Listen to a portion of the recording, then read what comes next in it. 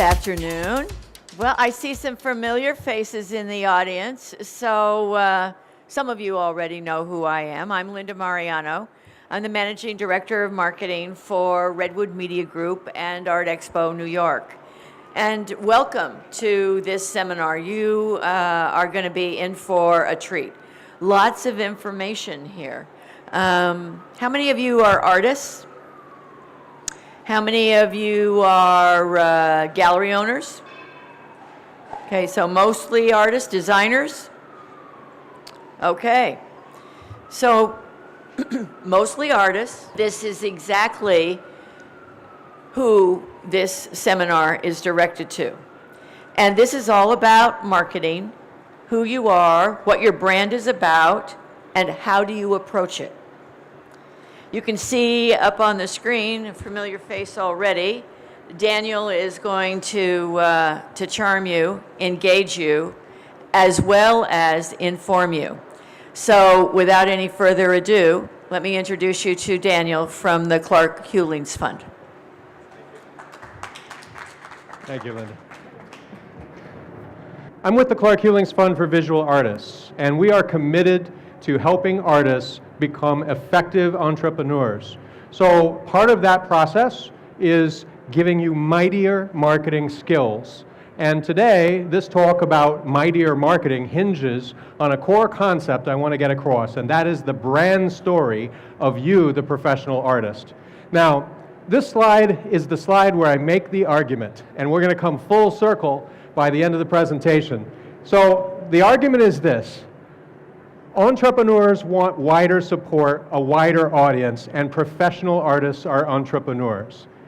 If you don't accept that point at the beginning, hang on, but if you do, you're going to have a wild ride. The second one is, to be an entrepreneur is to define your brand. All entrepreneurs must distinguish themselves in the market from everyone else.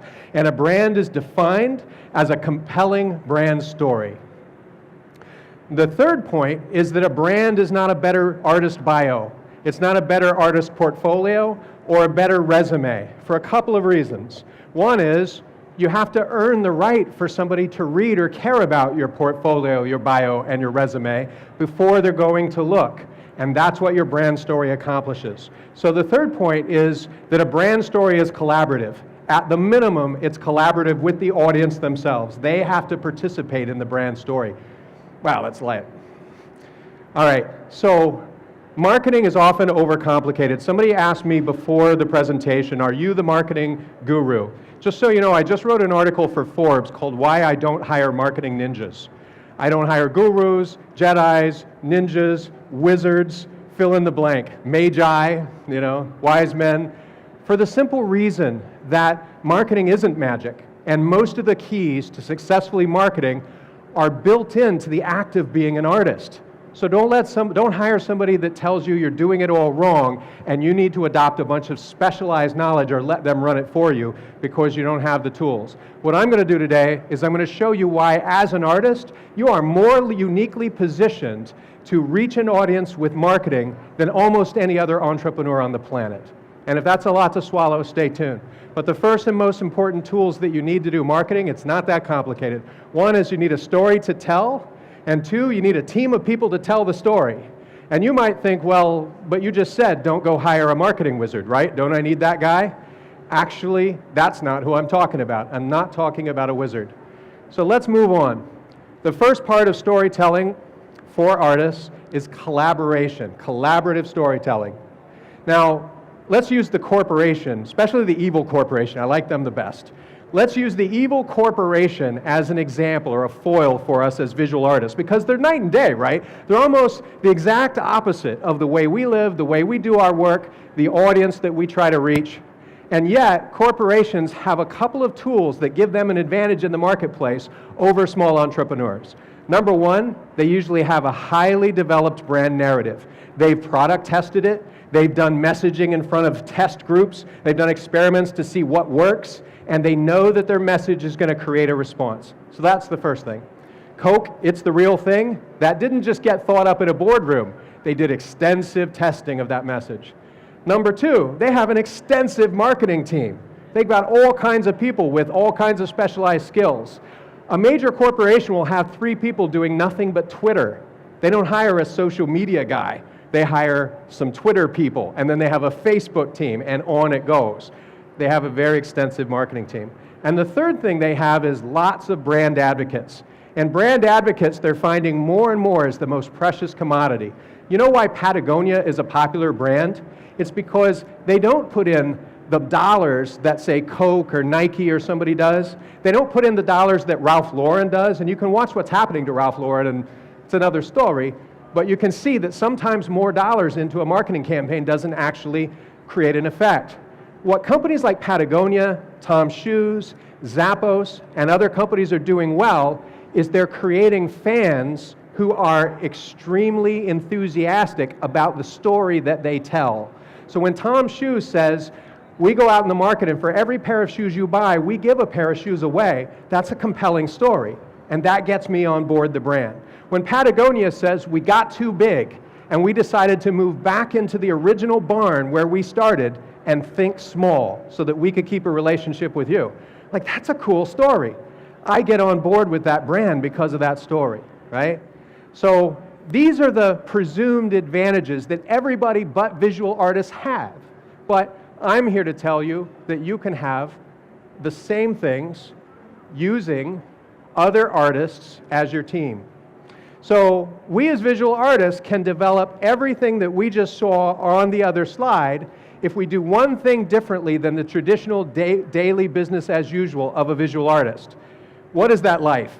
Wake up, make yourself a cup of coffee, feed the chickens or the kids, you probably have one or the other, go into your studio, look at it a while, think, realize that you forgot something, go make that phone call, go back into your studio, and begin to work.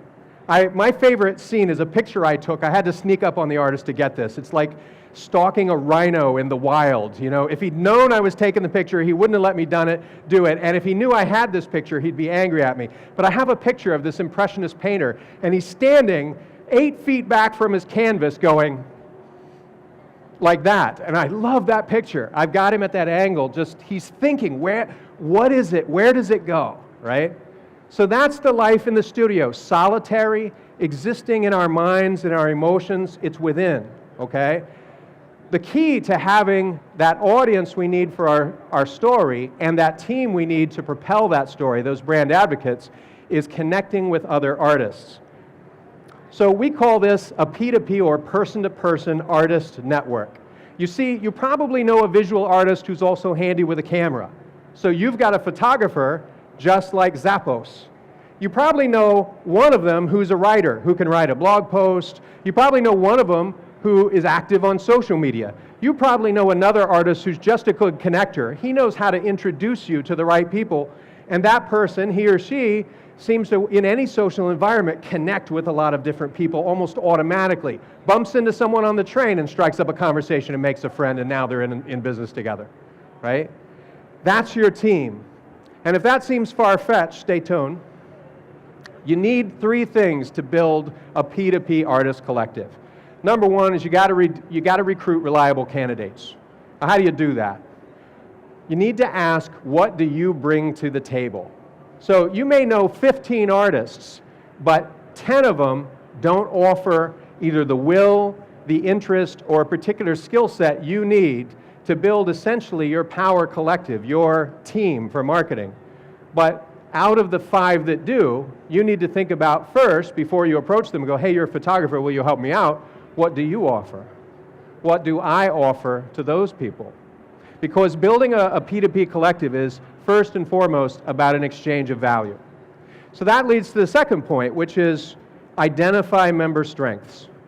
What are the individual relative strengths? You may think, I am terrified of social media, or I just hate it. Facebook gives me the creeps, and I don't want to go anywhere near it, but I know there's an audience there waiting for me. Great. Don't touch Facebook. Collaborate with an artist who will. Are you handy with a camera? Can you run? Do you have video? Do you know how to write a blog post? Can you help me draw a logo? Believe it or not, artists can use logos. So identify member strengths. And then the third is tackle shared opportunities. So what a lot of people think of marketing is somebody before the talk says to me, I know I need to be in this social media venue, and I know I need to be doing email marketing. But who told you that? In essence, the lowest level of marketing is when a small business says, oh, I should probably do some things in Facebook, some Twitter, some email. That's not marketing. That's just maintaining a presence somewhere. What marketing really is when you have a point and you have a target and you go after the target with that point. So an example would be when you're about to do a collaborative show with another artist. When you create an event specifically for the purpose of marketing, we're going to have an open studio event in Bushwick. And the 10 artists involved, in order to be involved, have to contribute. They have to do something besides just unlock their door that day. One of them has to get involved in Facebook. Another one has to work on the email list, et cetera, et cetera. That's what creating shared opportunities is. All right, but we can't do any of this. I'm going to revisit this topic, so this is the bookend of the presentation. We can't do any of this unless we can get those other artists on board with our compelling brand story. And so the first audience for our brand story is not actually the buyer of our art. It's the other artists with whom we hope to collaborate. All right, so let's talk about brand story, because that sounds really nebulous. Let's talk about what it is. So again, just to reiterate, your story is not, one, your past. It's not just artists. I can't tell you how many people, you look at like their LinkedIn profile, and it says, well, for 5 years I did corporate advertising, and then 8 years later I spent some time in sales. And I'm like, okay, I have a great history of your past. You grew up in Saskatchewan, you had 2 brothers, your dog was named Ralph. But none of that is a brand story. That's just a history. Your resume is not your brand story for one simple reason. You're not applying for your own job. You're already a professional artist. You don't have to submit an application for that. So don't hand that out to your audience, because that's how it comes off. Here's my resume. You don't need to do that. One thing I did when I became an entrepreneur is I ripped up my resume and then I shredded all the copies, and then I took my diploma down off the wall and put it in a drawer and used the frame for something else. I don't need to apply for my own job. I am what I am because I say I am. The third thing is, it's not a better bio, and I call this the artist bio trap. What people do is they build a website, and on their homepage, small entrepreneurs tend to put everything that belongs on their about page. Like, once you've earned the right to care about you, now I'm going to click your about page. What small businesses do, whether it's a jewelry store or a small restaurant chain in New York City, a fast casual restaurant chain, they take everything that should be on that, I've earned the right, now let me tell you a little about me, and they stick it on the home page. And the problem is no one cares because we haven't earned that right. So your bio actually gets in the way. How you became an artist, I grew up and I always saw the energies that connected all living things. And I'm like, this is great, but look, I'm just trying to get on the subway. Either step left or step right. That story, you have to earn the right because that's too personal. And it's not a better portfolio. I can't tell you how many people say, I need to tell my brand story, and they put the portfolio of photographs of their work in front of us as art business consultants. And we say, wait a minute, I don't want to see your photos of your art. I don't want to see your art. And that can really freak out some artists. You don't want to see my art? Right, because you haven't earned the right to ask me to see your art yet. Because we just met, I don't know you, and there's a million places I can go see art in this world. So why your art? Tell me the story first, and then I'll get interested. All right, so you actually have 2 stories. An artist has a main brand narrative, and then a serial. The serial is the ongoing episodic version. And these are actually real artists who have successfully told their stories. We're going to show you their stories in a minute. So let's talk about that. First off, every story has some ingredients, and these are what I call heirloom ingredients. You've heard of heirloom tomatoes, right? Heirloom grains.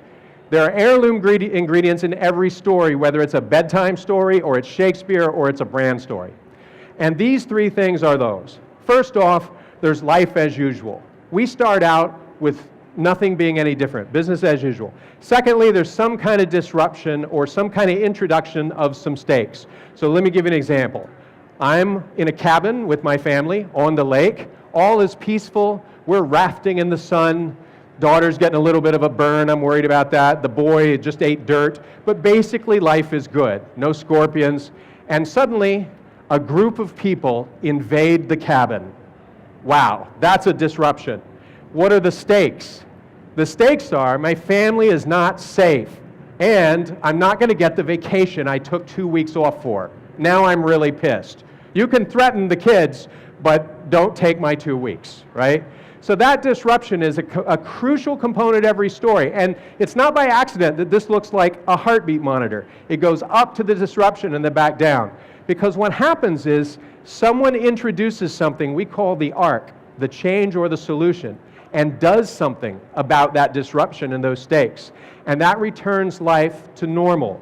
Not the same normal, but a new normal. It brings us back down to a place of rest. So for those of you that are involved in yoga, you know there's a place where you're at rest, and then you exert yourself, and then you come back to rest. Every story is just like that. All right, and there's some characters to the story that you want to know about. The first one is you, the artist. But this is, again, the trap. The artist that creates a bio and makes himself the only character in the story has missed what a story is. That's not a story, it's a soliloquy, okay? There's a reason Shakespeare's plays are not just one long soliloquy, right? Romeo stands outside, talks, the end. That's not what happens. So the artist is important. He's a key actor because he or she, the artist, brings effective change, introduces change.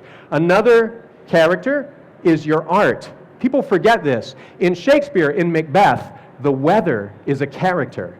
The wind, the sky that turns blood red, the darkness, those are characters. Your art is probably the most crucial character in the story. And yet, very often when I read an artist's bio, I'm reading all about the artist's feelings and philosophy, and there's no mention of the significance of the art. The art is what provides the solution in the story. The art is what basically resolves the stakes. And then third, there's the audience, and we often forget this. An artist often begins a story with I, the middle is still I, and then we end with so I, right? And the problem is, you're forgetting there's another person there, and the whole goal of a brand story is to create an audience, like we saw on the first slide. So the audience is for whom the stakes are resolved. They are the people that are watching the story and participating in the story that get to go, now it makes sense. Where's your studio? Can I come there? How much is this piece? That's how you know a story is successful. All right, and we're going to get a little more than theoretical here. So if at this point you're pausing going, this is really theoretical, how do I implement? Don't worry. And also, I want to mention that at the end of this, we're going to do 5-minute consultations over at this table. So if you feel like you need help with your story, please come over here. And if for whatever reason you can't stay till the end of the presentation, I do encourage you to pick up one of the sheets that's over there because it will introduce you to some of the programs and ongoing opportunities we have to learn more about this and apply it. Okay? And we're not trying to sell you something, so don't worry. All right. So the crux of a brand story is this. And this is where most artists stumble. What problem are we solving? And of course, when we hear that, a lot of artists will say, well, wait a minute. Art doesn't solve a problem. Art has no purpose. Art has no utility. It doesn't do anything. It's just for spiritual enlightenment or enjoyment. And this is the premise that has to be overcome in the same way that the premise is that artists are not entrepreneurs. If an artist is an entrepreneur, then art solves a problem. And therefore we can get to a narrative about what problem it solves. All right, so I want to focus on the circle in the middle, the stakes, the problem, because life as usual you get, right? So the stakes, I'm walking along, I'm eating a burrito, and all of a sudden I trip. So the stakes or the problem that we solve. You need to introduce a disruption. What is a disruption? It's not somebody just invading your cabin. Obviously, that doesn't seem to apply to the art world. But it can be a disruption from business as usual, or a disruption from malaise. Or it can be in the form of what is wrong with what? With the world, with interpersonal relationships. So let me give an example. If I say we are quickly losing our soul as a country, we are getting more and more polarized, less connected. We have a hard time understanding anyone who doesn't look, sound, and feel like us. I've just introduced a problem.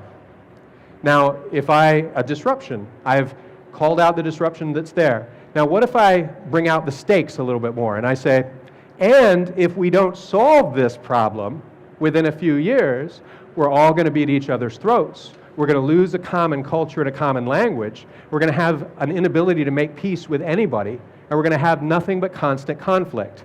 And now as an artist, I'm beginning to tell a story about the way the world is. And the only other thing that needs to happen here is dun dun dun, and therefore I, the artist, step in.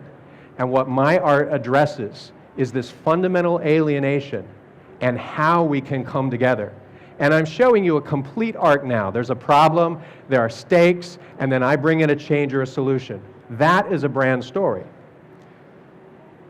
What you want to do, and where people drop the ball on that, is they tell us a little bit about the problem. So I hear this a lot in what I would call proto-stories, stories that aren't quite ready for prime time yet.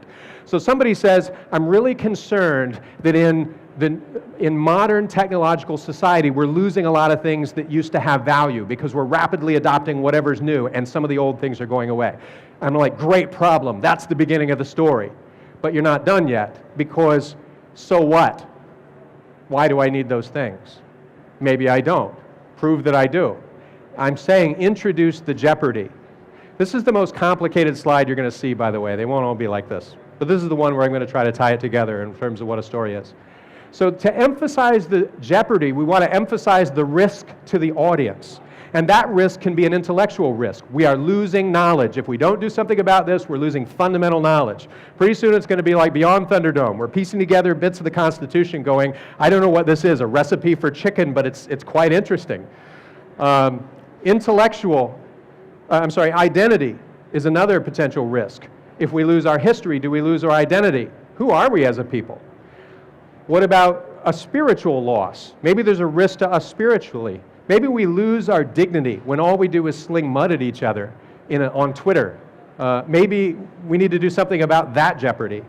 So what is lost if nothing changes? So if you read the red questions at the bottom, what is wrong, and what if we don't do anything about what is wrong? Now you're almost there. And then finally, we resolve the stakes or solve the problem. All great art has utility. All great art does something. When Michelangelo painted the Sistine Chapel, it wasn't to make it pretty. He's not a decorator, he's an artist. You can get a decorator, an interior designer to make the Sistine Chapel pretty. He needed to emphasize the judgment and wrath of God at a time when people were lax, and when you had a militant pope who was going, damn it, I'm angry, and I want other people to feel what this is like. And so who am I going to get? He doesn't even want to do it. He's like, I'm not primarily a painter, leave me alone. But I'm the Pope and you're painting my chapel. Okay? The art had utility. That's Pope Julius II, by the way. So that's the third part of the story. What is wrong? What happens if nothing changes about what is wrong? And what is resolved and how? What is wrong? Someone came to my cabin and interrupted my vacation. What is lost if nothing changes? My family's not safe and I don't get a rest. What gets resolved? I'm going out there with a hockey stick and I'm going to show them why hockey was invented. All right. So now I'm going to give you the key truth about your story, because some people will go home and go, I know what my story is. It's the thing I'm about to sit down and write in my journal. And I have to tell you, as an artist, if you journal, keep your story as far from your journal as possible. Because another word for journal is book.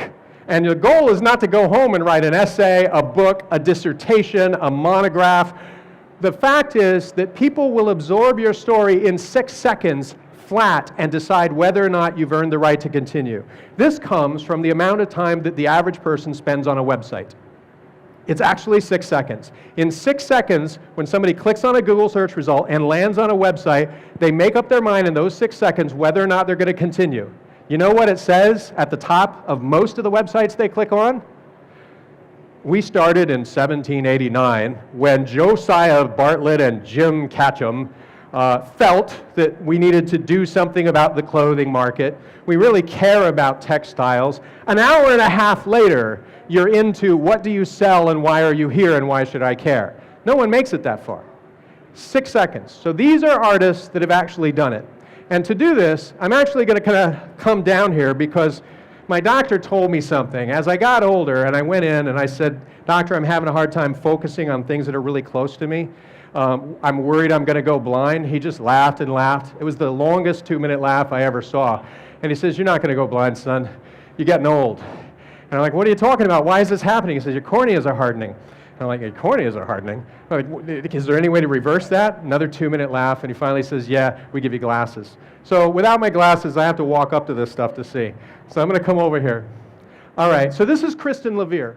Now, she's a pretty cool artist. She happens to be a laboratory biologist who applies those principles to the art world. Now, here's what she says. Where science uncovers the depth and complexity of the world, art communicates it persuasively. So I share the laboratory lens by sculpting the creepy and the wonderful. The fact is, you and I walking around out here are not going to look through an electron microscope and see the smallest living particle out there looking like a creature from outer space. She knows that most of us aren't interested enough to go back to school and get a regular microscope and look at slides.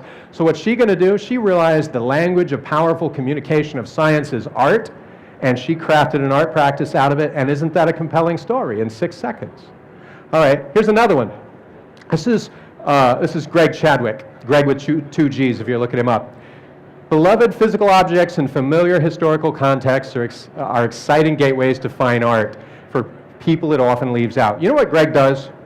Greg realized that art leaves a lot of people cold. There are people that'll just walk through this place, not look left or right, and they're really just trying to find the bodega and the bathroom. And you know, they're like, hey, my wife brought me here. I came because of my kids. Is there a cigar bar? Where can I go? And you know, I need to tie my shoelace. Oh, hi. Okay, that made me uncomfortable. So why is that? Well, Greg figured out that fine art leaves people out because we can't process the aesthetics all that well sometimes.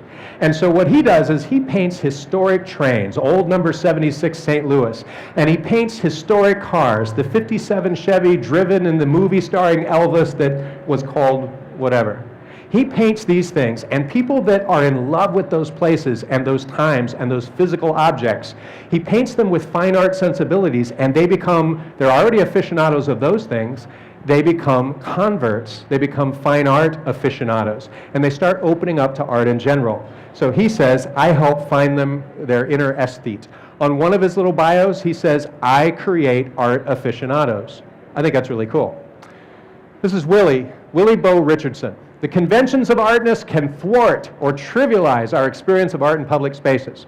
What he knows is that you go into the lobby of some corporate building, and there's 2 responses to the art. So there's something on a pedestal. I have 2 choices. I either walk by it because I don't know what I'm supposed to do with that, but I've got an appointment, or I stop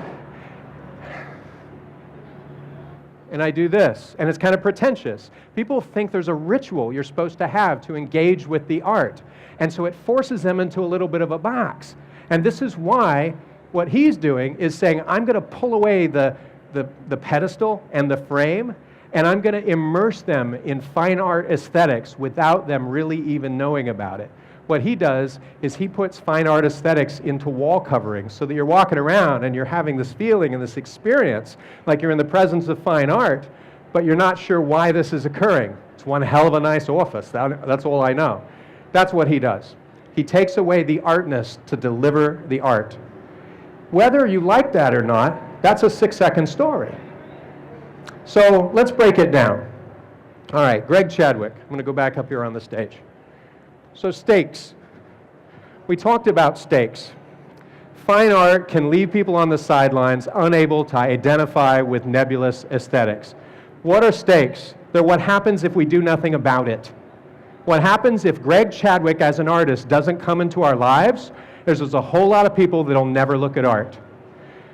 What is the arc? The arc is the change that he brings. So Greg uses identifiable objects with historical context, historic trains, etc., to reach existing aficionados with fine art applications, turning them into art aficionados. Arc, or stakes and arc.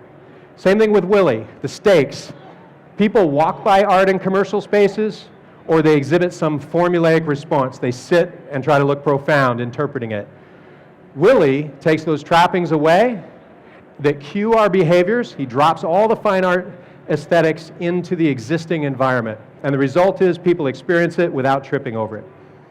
That's stakes and an arc. All right, so let's break this down a little farther. So these are the questions that artists don't ask themselves that in a consulting session, when they come and say, help me tell my story, I say, have you asked yourself these 4 questions? What is at stake for the end user? If you can't answer that about your art, you're not telling an art brand story. What is at stake? What is lost? If we just take you out of the picture, you never make another piece of art, you don't exist. What is lost? What do I do about it? So the stakes that are in the world that I'm addressing, what am I bringing to change that? What then changes? What is the change that occurs in the world because I, the artist, am in it? And what is the result of that change? That change brings another change. Give you an example. This is a story some of you are familiar with. Okay, the town is beset by pillagers. No one is going to prosper. Everyone is scandalized. Bad guys ride into town, shooting it up. They knock down a little boy, they beat up an old lady, and they take over the saloon, steal the whiskey. What do? I come out of retirement. I go dig up my tactical combat guitar case. I send word to my 2 brothers who also have tactical combat guitar cases, for we are the mariachi. And then what happens, what then changes because I do that? Well, the bullies get confronted and the town now has a defender. And what is the result of that? Well, after a little bit of a tussle, the bad guys go home. The town prospers in peace, and I, the mariachi, get to date the prom queen. End of story. That is a brand narrative. So what I'm telling you is it doesn't matter if you're watching an old pot boiler Western or you're looking at Shakespeare. The formula is basically the same. There are supporting scenes, and this is where we get bogged down. But there are supporting scenes. What are my business objectives? What have I accomplished so far? People are like, well, I was in this show and I just won this award. You don't have the right to say those things up front until you earn it with the story. That's the supporting material. It's when the credits roll. This starred Clint Eastwood. He recently received this award. It's when you show us what happened because we watched the movie. Also, who am I wanting to talk to? What is the medium I paint in? You almost need to earn the right to tell me those things. You know, who do I want to meet? Who are my buyers? I'm an oil painter versus I'm an encaustic artist. Those things, I'm less concerned. Why? Because if I land on your homepage or something and I see I'm an encaustic artist, and that's the first thing I see, and there's a paragraph about encaustic art and how that process works, couldn't I have just got that out of Wikipedia or any other encaustic artist website? The story leads. You have to be merciless with the knife. You have to cut out the parts that aren't relevant. Cut the distractions. I always felt, don't even start a paragraph that way. When I was growing up, leave it out. Stick that on the secondary page. Put it on the about page. Put it in your bio or your LinkedIn profile. Your story is what's wrong with the world. There's life as usual. What's wrong with the world? What do I do about it? And what is the change that I affect? Now, you can see more stories by going to clarkhealingsfund.org. We're not done, but I just want to tell you that if you really want to see some examples, story after story after story, so you can get a sense of what they are, because we don't want to open up our notebooks and really analyze line by line some stories today. Go to clarkhealingsfund.org. You'll see them right on the homepage. There's several of them, including Greg's, Willie Bo Richardson's, Nadia Fairlamb's, Christine Levere's, and a whole lot of others. If you are stuck on this issue I mentioned earlier, that art has utility and all art solves a problem, then I encourage you to go to the Thriving Artist podcast, which is either available on clarkhealingsfund.org, or you can get it in iTunes, or you can tell your Alexa, if you have one, to play it tonight. Alexa, play the Thriving Artist podcast. She will obey. And the episode you want to hear is this one by Steve Pruneau, How to Grow Your Customer Base and Increase Sales. It's for artists, and it's going to give you both case studies and that problem-solution approach and show you how to craft your brand narrative well. All right, I told you that there are a couple of kinds of stories. One is your main narrative, and the other is that ongoing or continuous narrative. Well, what about that? Because even once we get our brand narrative licked, we need to be able to reach an audience with sort of little snippets of it, right? Not all of them are going to start on our homepage. So again, with marketing, it's not complex. There are 2 things, building an audience and telling a story. Here's what you need to know about any venue you choose. Social media, any social media, video, email, an event. You're walking into an environment where people are already there. It's an existing culture. And I mean culture on the left, meaning there's a way things are done, versus culture on the right, like a strange and bizarre culture. This is the mistake most of us make. We think of our audience like the guys in the yellow shirt. We think that they're sort of out there facing forward, waiting for us to deliver content, waiting for our message, okay? There's more than one kind. The audience is very diverse. They're not just waiting for us. They're doing a lot of different things at the same time. Some of them are busy checking cat pictures, and they might stumble across us. Others logged in to just check their email, and they might be willing to listen to us. They're engaged in a lot of different activities, and they're having a lot of different kinds of conversations. The audience is infinitely diverse. So if we don't think of who our audience is and give them the credit and realize that we're walking into an existing conversation, then unfortunately our audience, our marketing will fail. In other words, whenever we market, the target audience that we need to involve in our story is more like camp, where we're sitting around and we're kind of exchanging stories, and then there's that one guy that talks for 45 minutes. We're like, we got the point of the story, right? And the goldfish died, and you found out the next day that the new goldfish wasn't the goldfish. We get it, Billy, okay? That is the environment where there's balance and give and take. It's not a stage. I'm up on a stage right now. This is a monologue, and the only way I can live with myself because of this monologue is to have these consultations we're going to have afterwards. If this was just a one-way thing, I wouldn't be okay with it. All right. So the number one thing your audience expects is authenticity. You have to be real. So the first thing that people do when they say, I'm going to go market in, say, Facebook, is first they decide that the audience is just a bunch of people, widgets, sitting there. The second thing is they say, what do I say? And I say, I don't know, what are you thinking? I mean, really, if you and I were to shake hands after this, hey, how you doing? Would you go, hey, what do I say? It's like, she would say, I don't know, what are you thinking? Well, that jacket, it's amazing. Where did you get that? I mean, it glows in the light. If that's what you're thinking, just say it. I'll be like, I'll tell you. There's a great place to pick this up. And so, in other words, we got to be authentic. We got to let our hair down a little bit. And the other is, we need to have an exchange of value. We need to make sure that whatever we say has value in it for the other person. So an example of, this is my latest piece of work. Does that add value? The most common mistake is, yes, the work itself is the value. No, because I didn't ask for that. Or, here, I just recently did this show and won that award. Does that add value to me, the audience? No. I mean, it's nice for you, but it doesn't add value to me. So we got to do a better job. The simplest advice I'm going to give is contribute routinely and often, and that the conversation is two-way, it's bi-directional. Here's what they need from us. It's amazing because this is the list of things they need from your art. This is why artists are inherently marketers. People need a balance of, they have a balance of psychological needs. Out of the world, out of my daily life, out of my week, out of a long-term experience, I need a little bit of enjoyment. If I go a month and nobody goes, ha-ha, I'm ready to jump off a bridge. The second thing is I need some deeper meaning. I can't just go day to day pouring post toasties, fixing coffee, feed the cat, go to work, come home, pour some post toasties, feed the cat, go to bed. I can't live that way. There has to be some transcendent meaning in my life. Does art not bring enjoyment and transcendent meaning? I need to feel that I'm connected to a larger world. You know what people hate about marketing? This is why when somebody says you're a marketing guru, I go, I am not. Don't call me that again. I'm not, because marketing gurus like to keep you in a cult-like conversation where, let's talk about Hoover vacuum cleaners. Don't you want a vacuum cleaner that has the grip and the power of the Hoover 5006? I mean, that's not a normal conversation to have with anybody, right? I've got you locked in a conversation about Hoovers, and you were like, hey, I'm just getting on the train. I'm wondering where the next stop is. You've got a whole different conversation going on in your head. We need to feel as though there's breathing room and we're connected to a larger world. Good art does that. It doesn't hang in a vacuum. We need to feel that we're valued. We need to feel that we're engaged somehow. And we need fundamentally, people find this odd, but it's true. Here's a secret.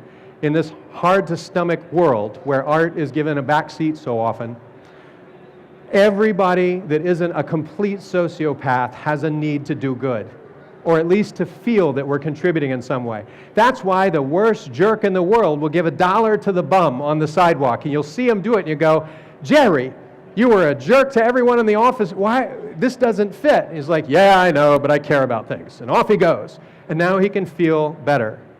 So all our messaging needs to carry these 6 psychological needs.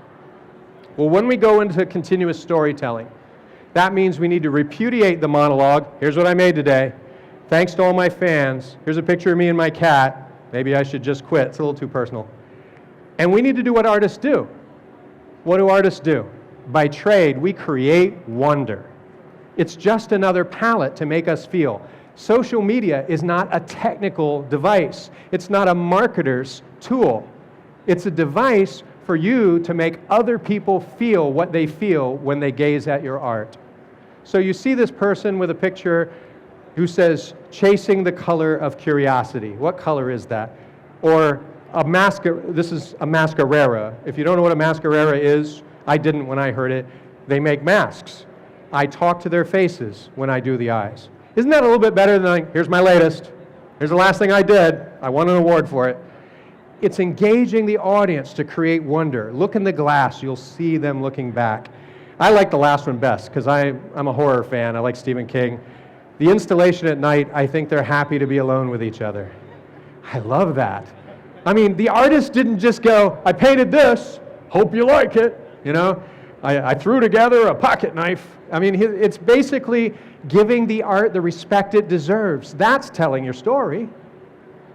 Secondly, documenting the process. I can't believe how many artists will tell me I don't know what to post or publish in my blog, social media, send to my email followers, and I'm like, what'd you do today? Well, all I really did was I went out and I do this installation art, and I was picking up these old tin cans because what I do is I assemble them. I'm like, did you take a picture of the tin cans? Well, no, why? Because no one is ever going to get to see that but you.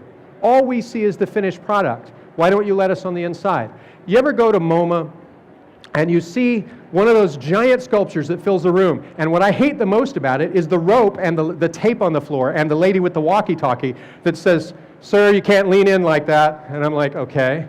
But what I wanted to do was get under and in the sculpture and look around inside from the angle that the artist had to be in to create it. I want to lie on my back under it. No one's going to allow me to do that unless the artist takes a photo. So why not take a photo? I mix with my back to the wall. I like that. Artist as tough guy. Yeah, I do it this way for a reason, you know. Go for a hell yeah response. You know, artists don't realize sometimes that you have all the keys to make an audience excited in just the random thoughts about your art that go through your head all day long. You need to be able to experiment freely with what moves people. Marketing is not a bunch of knowledge that a guru or a wizard has. Nobody knows the answers. It's all made up. I'm telling you this as a supposed marketing guru, and I'll fight you if you call me that, but I'm telling you this that we're making it up. It's bullshit. I'm serious. We're making it up. We don't know. So when somebody hires me on an enterprise, corporate grade, $50 million project, and I'm in charge of marketing, and I have a team of 20 people, you know what I tell them?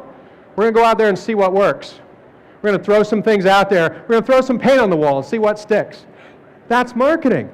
Guess who does that every day? Not the Wall Street banker, but you guys. So the girl in the upper right-hand corner that says, it's not the hand, sweetheart, it's the mind. That creates a hell yeah. You know how many likes that gets? Yeah. Don't you want somebody to look at what you posted in social media and go, yeah? That's the response you're looking for, the hell yeah response. All right. You got to be able to self-promote. Artists are shy about this. It shouldn't be everything you do. I won this award, here's my latest thing, I just got in this gallery, I entered this contest. But at least 10 to 25% of your material needs to be promotional because you are your PR department.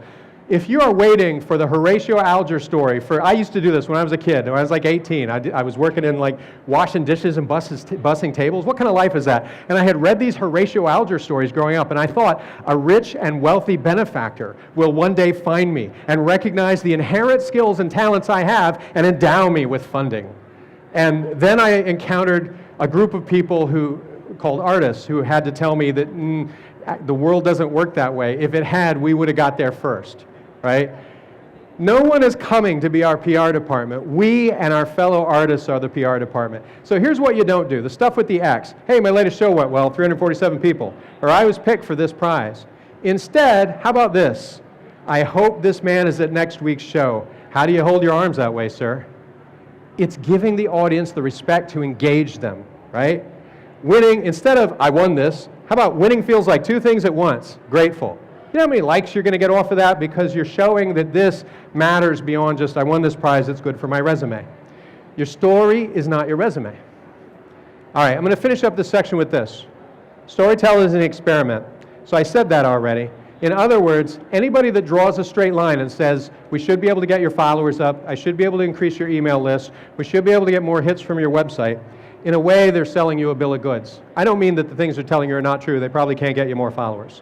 But the truth is, are those followers going to be valuable? Or are they just going to be a number that I show you on a report that gets you to pay me the fee as a marketing guy?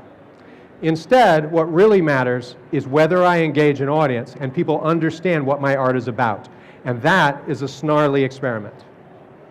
Okay, I'm going to tell you a trick. If you are about to leave at this point, don't leave, because this is probably the most valuable trick you're ever going to learn in marketing. And when I say the word trick, I always tell people there's no tricks. This is the only trick I use. It's the one up my sleeve. I call it the $2 experiment. And I only use Facebook for this because Facebook is the only tool on the internet that'll let me only spend $2, okay? Facebook's minimum ad spend is $1 a day.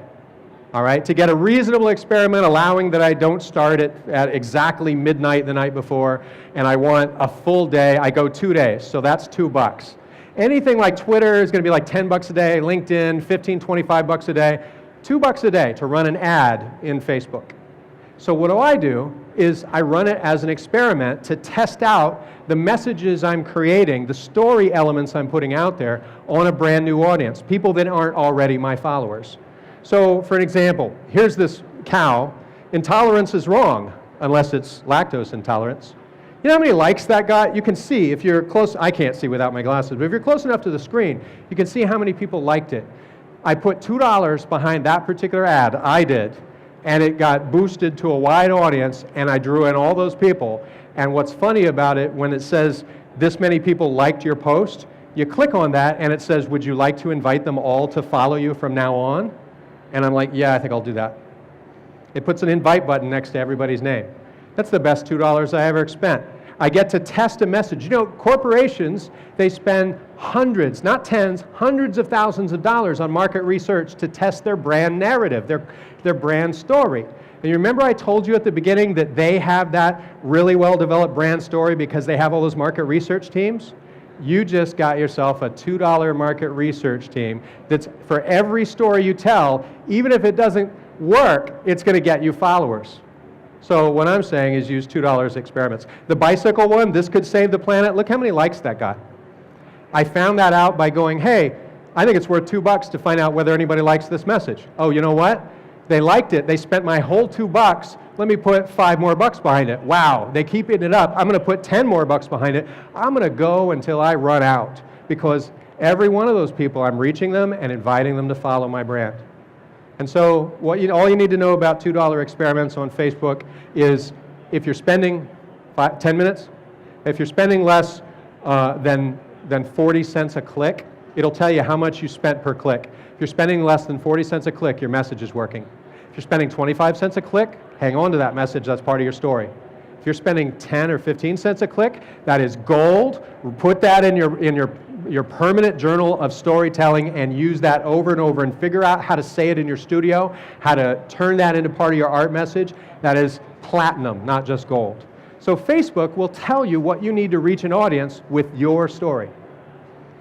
All right, I'm going to finish up with multi-channel storytelling. We're almost done. So once you start storytelling, the important thing to know is where to put it. So people ask this question, should I go to Facebook? Should I go to Twitter? Should I spend my time in email marketing? What should I work on? Video? Should I just do events? My answer is yes, but it's not the yes of the marketing jerk, the guru that says, yeah, you got to be in Twitter. You're not in Twitter. You got to be in Facebook. Do you really have time to be in every news? Somebody told me I had to be in Snapchat. Somebody told me I had to be in WeChat. Somebody told me I had to be in Vine. By the time you get done, you don't have any time for your studio left. Well, I, as a marketing guy, am giving you permission to ignore all that and just say, look, pick any 2 or 3 channels that make sense to you, combine them, do those well, and let every other thing go. Okay? Any 2 or 3 channels that feel right. Here's an example. I'm going to give you literally what a guy like me gives a corporation as an initial marketing strategy. And this is the simplest form I can convey it in. Let's say, as an artist, I want to have an event. I'm going to have an event like an open studio, or I'm going to have an event like a collaborative art presentation in a public park where I make art in front of people with another artist or something like that. There's a million types of events. I'll get to some examples in a minute. So with that event, I send an email out to my whole email list. And when they come to the event, I have an email sign-up sheet so that anybody that's not on the list can sign up. Okay? People often say, well, my gallery does all my events. Mistake number 1. Number 2 is, my gallery owns all the email addresses. Mistake number 2. I'm not knocking your gallery. I'm saying if you want to go beyond the marketing that your gallery can do, if you want to go farther with your brand, if you want to maybe one day have 5 galleries or 10 galleries, if you want to be international, you've got to control the email list. You've got to have those names and be able to reach out to them and tell them about your next event. And then the other thing I do, so that's one channel, is I'm going to do some email marketing. Right to the people that I want to come and have a place to sign up when they do come. Maybe the second channel is social PR. What's social PR? That's where I reach out to my network of other artists and I say, who knows an art blogger? Okay, nobody knows an art blogger? Okay, who knows a city blogger for New York? You know a city blogger? You know a Brooklyn blogger? All right, well, we're having the event in Brooklyn. Okay, so a Brooklyn blogger. So invite that person. Give them free tickets. Tell them I buy the wine. I'll give them the whole box of Franzia if that's what they want. I buy better than Franzia. But invite social PR. Invite bloggers, tweeters, people that have an audience, and get them to write about your event. And what happens is you earn a bigger list and you earn more reach through that social PR to publicize your next event. So if I only have 10 people show up at that event and I say, oh, that was a fail, I've missed the point. The purpose of that event was to set up the next event. And the purpose of that event is to set up the next event, and so on. And what happens is when I look back, like footsteps in the sand, when I look back, I will see that I was marketing all along. And all along, if I'm infusing those events with my brand story, with chunks of my brand story, then I'm going to be successful in reaching that audience. Just because we're talking about events and people say, I can't imagine any kind of event, what kind of event do you mean? Well, Artexpo is one such event. Who did you invite? Another, did you invite? You get to invite your own blogger. Next time you come out to Artexpo, reach out to a blogger that you know and say, come and interview me at my booth and take some pictures at the Artexpo New York. But public demonstrations, independent press tours, yes, you can do that. A launch party, workshops, you can give them, advertised studio tours, social PR exchanges, where you get multiple bloggers to come out and meet each other, as well as learn about you and write about it. Meetups, meetup.com, community open studios, collaborative art, and each type of event that you have can feed another type of event. All right, we're at kind of an end. I'm going to finish up by saying this. People look at marketing sometimes and they go, marketing is not what I do as an artist. I don't think of myself as a marketer. Neither do I. What marketing does is it amplifies studio time. It makes it better. Why? Number 1, audience building and storytelling is where you vent. It's where you let out that frenetic energy that builds up inside the studio alongside your work. And marketing cultivates mindfulness. So when you're aware of your audience because you're engaged in this storytelling act we call marketing, you actually are going to be a better art creator because your audience is in your mind at all times without having to be the thing you're thinking about, if that makes sense. The last thing I'm going to say is this, and then we're going to invite some of you that want to, first come, first serve, to have individual consultations with myself and Elizabeth Hewlings, the director of the Clark Hewlings Fund, to talk about your marketing story or any other marketing or business solution you want to solve as an art entrepreneur. The last thing I'm going to say is that art is a business, and artists should run it. So don't leave the core part of your future and your career and your art practice to some third party, be it a gallerist, be it a marketing expert, some ninja you hire off of Craigslist, or even the advice I'm giving you today. All the tools that you need to tell your story are in you. That's what artists do. Thanks.